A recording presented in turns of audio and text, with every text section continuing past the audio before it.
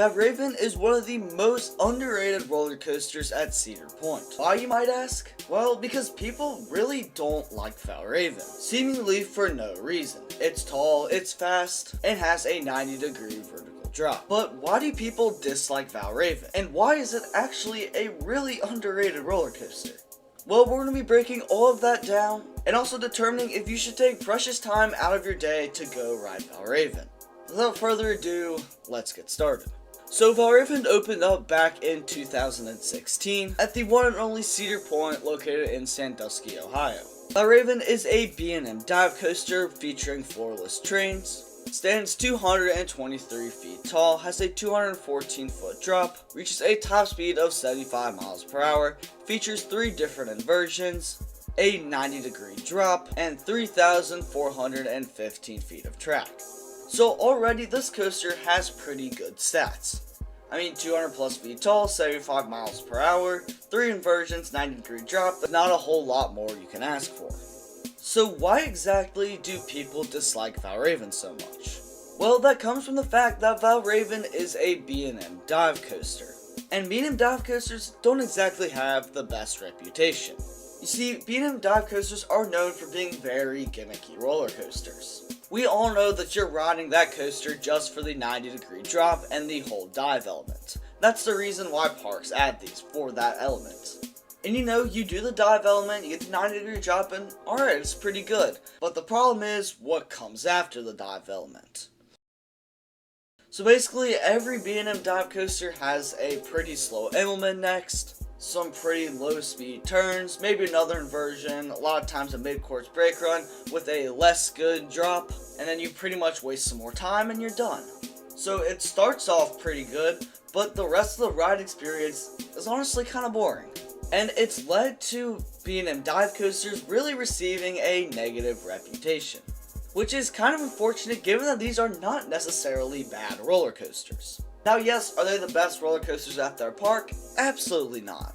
But are they still fun, enjoyable rides that, despite not being the greatest coaster ever, can still be good and enjoyable? Yeah. This ride is not made to be the #1 coaster in the park. The whole point of Valravn is to simply get people in the door, get them a nice cool attraction they can ride, all while having pretty decent capacity. And I think a lot of people overlook the goal of these dive coasters, because if you take what the goal, like what dive coasters are trying to accomplish, and go into the ride experience knowing that, you're going to have a much better time. If you go in expecting Valravn to be just as good as Steel Vengeance or Maverick or Millennium Force, you're going to be disappointed. But if you go in knowing this is a good supporting cast roller coaster to provide a nice, fun, a little bit unique ride experience, then alright, it's pretty solid. So basically, you need to tailor your expectations to what this ride experience is actually going to be. Don't come in with too high expectations, you're going to be disappointed. And a lot of enthusiasts go in with too high expectations for these dive coasters, and that's why I think a lot of people end up giving these a bad reputation. I mean, why wouldn't a park add one of these coasters? I mean, they're relatively cost effective, like these aren't cheap, but for how popular these are with your average theme park guest and how many people these can get in the door because of how marketable they are, despite not being the greatest coasters out there, these honestly are not a bad investment for a theme park whatsoever. Now we know what expectations we need to go into this coaster with, let's break down the ride experience of Valravn element by element.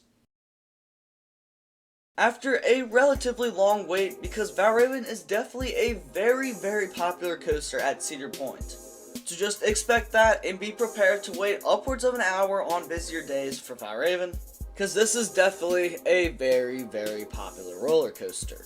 After your hour-ish long wait, you dispatch from the station and immediately take a turn to the left before ascending up your lift hill. After you ascend your 223-foot lift hill, you get a nice view of the surrounding park from the top as you make a slow right-handed turn before reaching your dive element. Again, enjoy the view, it's super cool, and if you are a little bit nervous about heights, just maybe don't look around, because you're definitely pretty high up. Anyways, you reach your dive element and slowly begin to hang over your drop. You stare down at your 200+ foot drop before you, and especially in the front row, this is probably the best part of the ride. You sit there for a couple of seconds anticipating the drop, staring straight down at the ground before you, before finally descending your vertical drop. That, as long as your restraint isn't super tight, will give you actually a decent bit of airtime. After you descend your drop, you then head into a 165 foot tall Immelman inversion. It's basically like your traditional roller coaster loop, just instead of doing the entire circle, sort of twist out of it about halfway through the inversion. It's not the greatest inversion. You get a little bit of force down in the valley between the drop and the inversion, and there's not a ton of hang time or anything, and honestly, this inversion just doesn't do a whole lot. But again, we have to tailor our expectations to what this coaster is trying to do. But still, regardless, it's alright. You next bank to the right before hitting your mid-course brake run. This is basically here to help the coaster operate at a higher capacity so they can send more trains per hour and whatnot so you can wait less. However, you do get a lot of your speed trimmed off during the mid-course brake run, which is kind of unfortunate. You then descend down another smaller drop that's not vertical but still pretty steep, before entering something called a dive loop, which is more or less just an upside down Immelman. Again, it's not super forceful, there isn't a ton of hang time or anything, but it's honestly kind of a cool inversion. I just wish the mid-course brake run didn't trim as much speed off, because then this inversion would actually be really good. Oh, and if you're enjoying the video so far, then a sub to the channel would be fantastic. But regardless, it's still a solid inversion. You exit your dive loop and immediately enter your corkscrew, which I would say is definitely the best inversion on the ride. You get a couple of seconds of actually really good hang time, and I was very surprised with actually how good this inversion was. I think it really fits the coaster quite nicely, and I would say is probably the best part of the ride, excluding the initial first drop. But anyways, you exit your surprisingly good corkscrew and immediately bank to the left, before ascending into an airtime hill that unfortunately really just doesn't do anything.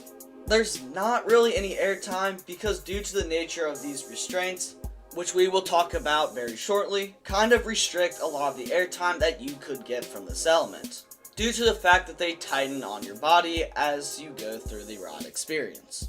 So yeah, unfortunately this airtime hill really doesn't do anything, and I honestly kind of wish they'd just gone for another corkscrew or something in place of this airtime hill, because I think it would have been a much better fit. After the airtime hill, you then bank to the left before ascending into your final brake run, concluding your ride on Valravn. Overall, it's definitely not the best roller coaster, especially compared to the rest of Cedar Point's lineup, but it's definitely still a fun and enjoyable ride. I just wish that some elements were maybe different or had some more speed to them, but you still do get a very good first drop and a surprisingly good corkscrew later on in the ride. Again, not the best coaster out there for sure, but it's definitely not terrible either. But that's not all we need to talk about with this roller coaster, because there's one thing about Valravn that drastically affects your experience, and that would be the restraints. So Valravn uses B&M's vest restraints for their trains, and these vest restraints are both pretty good, but also kind of bad at the same time. For one, they do remove all headbanging, which is very nice. If you don't know what headbanging is, it's basically when you have an overly shorter restraint and you kind of bang your head on the sides of the restraint, and it's actually really uncomfortable. So yeah, these vest restraints do remove all headbanging, however, they do tighten throughout the ride experience. So when those positive G's push on you and the train, your restraint will actually get tighter on you than it was at the start. So by the last couple of elements, your restraint will be very, very tight, which is unfortunate because it can remove a lot of that hang time or air time that you could experience with some of these elements. This restraint system definitely has some pros and cons, just with any other restraint, but the fact that these get tighter as the ride experience goes on really does kind of stink. And unfortunately, there's really not a whole lot you can do about it. Now, one final thing we do have to talk about is the capacity and wait times for this ride. Now, I mentioned earlier how the goal of this coaster was to be a fun, reliable, and pretty high capacity attraction. Well, unfortunately, this ride does not have the greatest capacity. With the way these trains and restraints are designed, it is very difficult to operate Valravn at maximum efficiency, resulting in a pretty large reduction in capacity. which, as I mentioned, Valravn already has very long waits, but this could make your wait times even longer. So again, you just have to be prepared that Valravn will have a long wait pretty much whenever you visit Cedar Point. So unless you have fast lane or get to this ride immediately when the park opens, I would say on a majority of days prepare to wait upwards of 45 minutes to an hour. And on like busy weekend days, be prepared for 2. Now for my final grade of Valravn, I'm going to give this coaster a solid B. It's definitely not a fantastic roller coaster by any means, but it definitely still has some good moments. However, a lot of the elements of the ride just don't do a whole lot, and I wish they had maybe removed that airtime hill and added an extra version or something. And again, if you set your expectations right, you can still very much enjoy this roller coaster. However, it simply does not match the likes of Millennium Force or Steel Vengeance, which is definitely still okay. Like, you definitely do these supporting coasters, but also feel like a B grade is very appropriate. Now, if you are visiting Cedar Point or any theme park in general, you of course want to have the best day possible no matter where you are. But sometimes theme parks can be unpredictable. However, if you want to be prepared and get some tips on how to have the best day at any theme park no matter where you are visiting, check out the video on your screen right now, because it'll tell you everything you need to know about having a good day at whatever theme park you choose to visit. And it's honestly super helpful. So go check it out if you're interested. And if you did enjoy the video, consider subscribing. And drop a like down below while you're at it. Anyways, thank you guys for watching. For a great rest of your day, and I'll see you all in the next one.